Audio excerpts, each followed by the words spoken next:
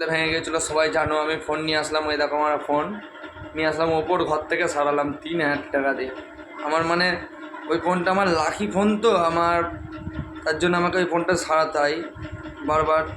ঠিক আছে, দেখো ফোনটা আমি খুলছি এখন, কত সুন্দর লাগছে ফোনটা।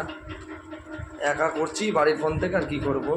আর দেখো ডিসপ্লে সারি নিয়ে চলে আসলাম ফোনের, সেলেটে মারা বললো আটাটা একটু 2 ঘন্টা পর 1 ঘন্টা পর খুলতে।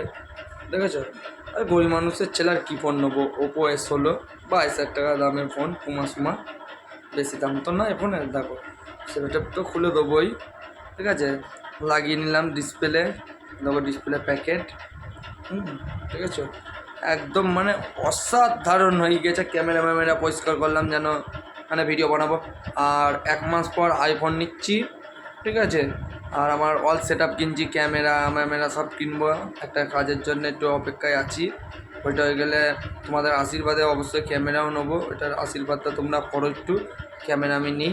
ঠিক আছে,